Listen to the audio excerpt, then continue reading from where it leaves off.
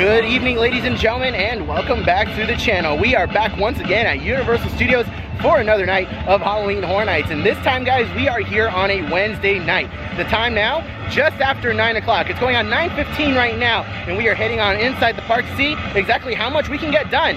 We have also heard about some changes that they've made to the event in the different scare zones and in some of the houses, so I'm excited to head on inside and see what is going on that is new with Halloween Horror Nights. Let's not waste any more time, guys. Let's head on inside and get spooky. The first change I want to show you guys is this lighting package. Take a look at the searchlights up here, or spotlights. I don't know what you call them. They're really bright and they shine high in the sky. I really like that change. They were doing the little wavy thing earlier. I don't know why they're not doing it right now, but yeah, this is still really cool. The very first new thing that we have as of today, park maps. We have Halloween Horror Nights maps for 2022, and people have been asking for these for a while. One of the rumors floating around as to why we got a map so late in the season is because one of the IP houses got scrapped so close to the start of the event, so they had to completely rework the maps altogether, but still very happy to have a map for the season to add to our collection. Now, historically on Wednesday nights, the crowds are a lot lower here at Halloween Horror Nights. We're gonna be testing that theory tonight, because if you guys remember last year,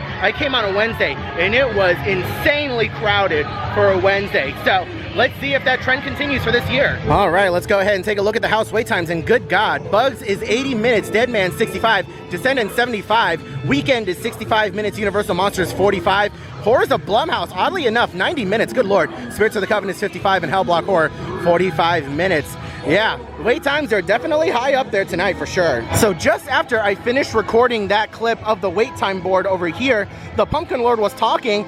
They added a flame tower to his little setup over here. So when he says, "I am the Pumpkin Lord," a tower of flames shoot up. That's really cool. Hopefully we can catch that again later on in the night. But that was awesome to see. Very pleasant change.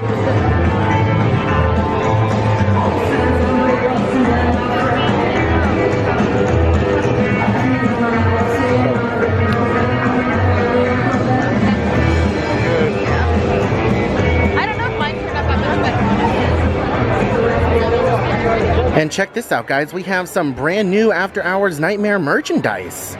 That's awesome. Check out this other brand new Halloween Horror Nights shirt, Scream Squad, featuring some of the characters that we can find inside the haunted houses.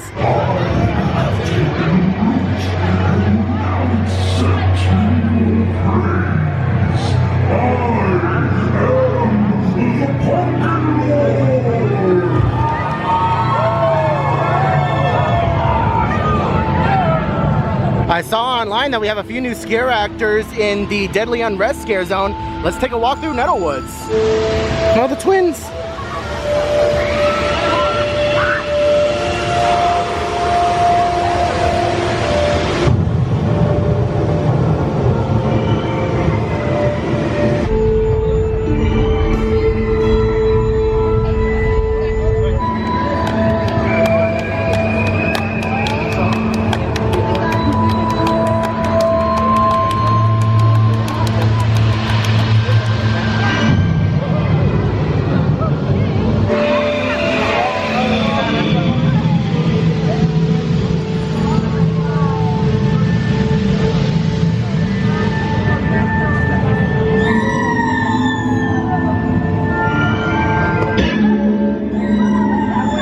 Oh my gosh, this is new. Take a look at that.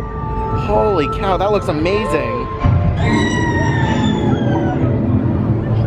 And everyone's favorite scare actor of the year, Backpack Skeleton.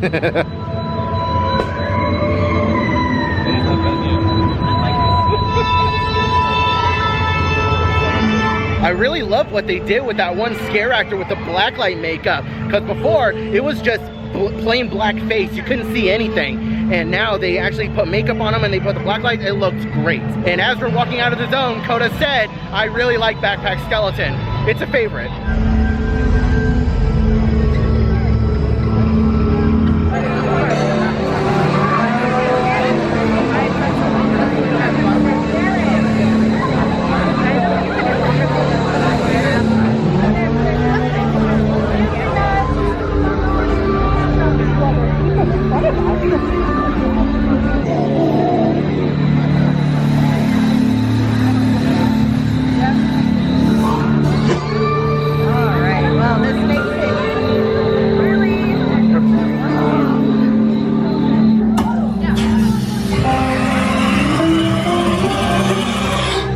I said in my survival guide, this area can get pretty congested with all the food booths around here, so be prepared. First house of the night, a personal favorite of mine, but a not so personal favorite of Coda's, The Weeknd.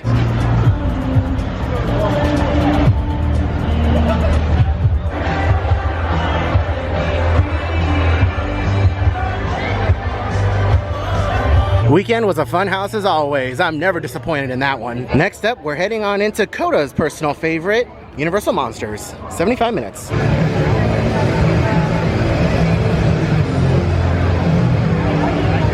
Oh man, poor George. And this is something new that they're doing at Halloween Horror Nights. They're getting into the NFT business. So if you want to collect one, go ahead and scan that QR code. Okay, so we're about to head inside Universal Monsters Legends Collide, and we were just discussing who we thought was going to be the winner tonight. I'm saying Wolfman. Coda's saying what? Drac. Drac? Okay, we'll see who wins. We'll let you guys know at the end.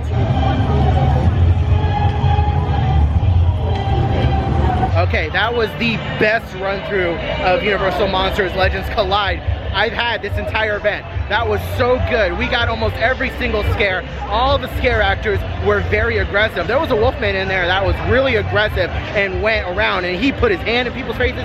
That was really good. And who won? Mommy won tonight. So neither Coda or I won this challenge. So next time though, that was still a solid run through of Universal Monsters. I absolutely loved it. Ooh, I hear chainsaws in Springfield. Chainsaws in Springfield.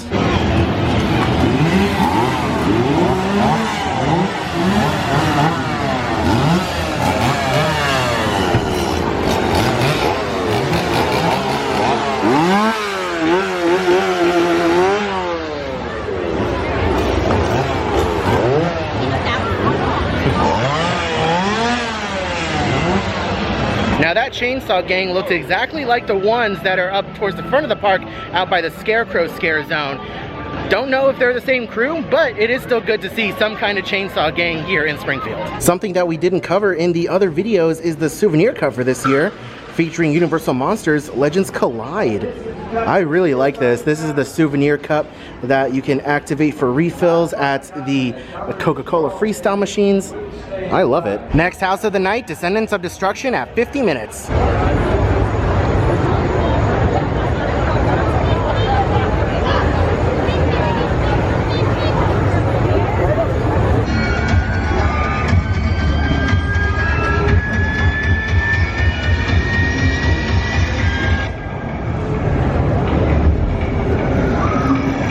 You know, I've seen Descendants of Destruction be pretty low on some people's house ranking list, where I'm kind of the opposite. I actually really enjoy that house. As someone who's frequented New York a lot in his life, I really enjoy the subway setting, and I love the set design. I love the overall atmosphere. I love the visual gags that they do with making the subway trains look like they're coming out of the ceiling. It's so cool how they do it, and I really like it. Going on 11 p.m., house number 4, Bugs Eaten Alive. Currently at a 55-minute wait. I love how the team members out front are saying free hugs for Bugs.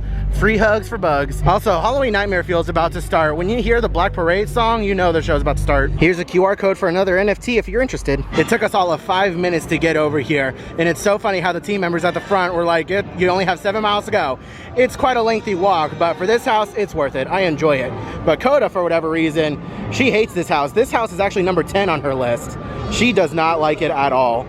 And the camera agrees, she's very blurry. I don't know why it's not focusing on her. Okay, so we just got done with Bugs Eaten Alive. Wasn't the best run through. Coda got scared really good, but only because she got caught off guard. She was looking one direction and guy came out and got her. They did add a couple new things to that house. Some brand new lighting effects, a couple new scare actors, and they definitely turned up the spraying effects. So there's random bursts of water that'll get you wet through the house. Not super wet, it's just like a little spray, like you ever squirted yourself with a spray bottle. It's kind of like that, so nothing major, but still some solid improvements in the house. Again, just not the greatest run through because timing was just a little bit off and a couple of the scare actors were missing, but still a fun house for me. Is it still 10 for you?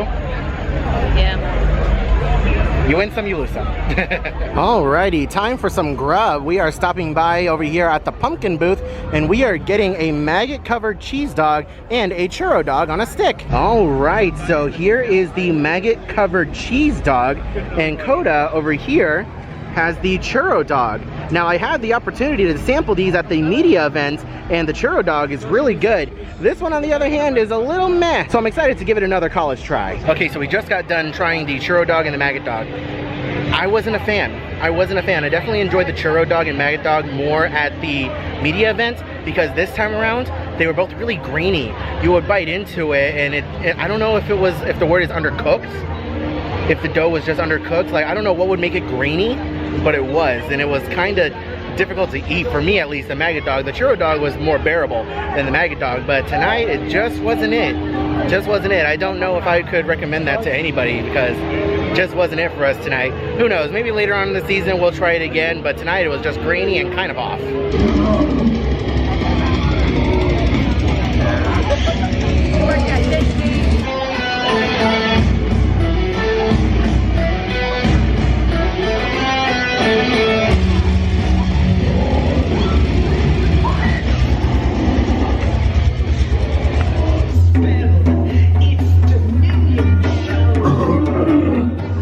Just in case you guys are wondering what my number 10 ranked haunted house is of this year, Horrors of Blumhouse. We're not going to be doing it this night. We have other haunted houses that we really want to get done, but yeah, this is number 10, lowest on my list. All right, Starbucks, in what universe is Dakota spelled like that? I mean, to be fair, if you say this quickly enough, it sounds like Dakota. So, I mean, you're not wrong, but what the heck?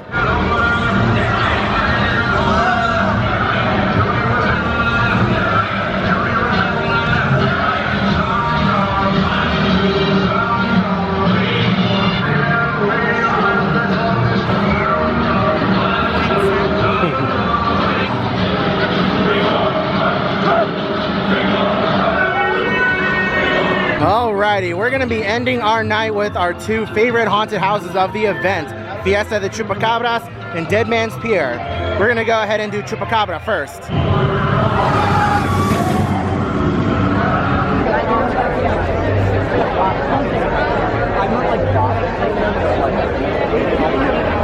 That was a solid run through of Chupacabra. I actually got scared a couple times. The last few times that I went through it, didn't really get scared, but I was too busy looking at all the sets and everything, and someone came around a corner and got me real good. I jumped. I absolutely love that house. Another thing that I noticed about Chupacabra that was different is that a lot of the props that used to be static in the house and didn't move at all, now move. There were a couple chickens in there that were in cages that actually like rattled, and there were a couple other props that actually like toppled over. There was one particular prop that's been toppling over since the start, but there were a few more in there that like pretended to topple over. I really like that. All right, last house of the night is the best house, Dead Man's Pier, Winter's Wake.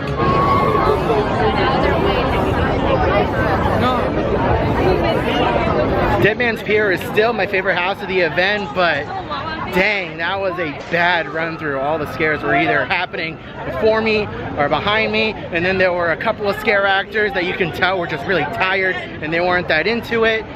I can't blame them. It's going on 12:30 at night, but dang, that was just a bad run through. Bad run through. Still my favorite house of the event though. You win some, you lose some. Alright, ladies and gentlemen, well, that's going to do it from us here at Universal Studios for another night of Halloween Horror Nights. I think tonight just really puts the nail in the coffin on the running theory, the years-long theory that Wednesdays were slow nights. Wednesdays are no longer slow nights, unfortunately, when it comes to Halloween Horror Nights. The event is getting bigger and bigger every year. It's getting more and more popular, and it's getting more and more busy. So unfortunately, Wednesday nights are not really going to be your slow nights. Slow. I use slow in quotation marks. They're still a lot slower than Saturdays. I will say that. Despite the crowds, it's still a lot lower than Saturday crowds. Just bear that in mind. But anyways, guys, we still had a lot of fun tonight. Didn't get to all the haunted houses. We got to get on out of here. Coda has work early in the morning, and we're just really tired. But anyways, guys, thank you all so much for watching today's video. I hope you enjoyed. Leave a like if you did. Subscribe if you are new around here and you want to see more content like this in the future. I hope you're all having a wonderful day, morning, afternoon, evening, and I'll see you guys in the next video.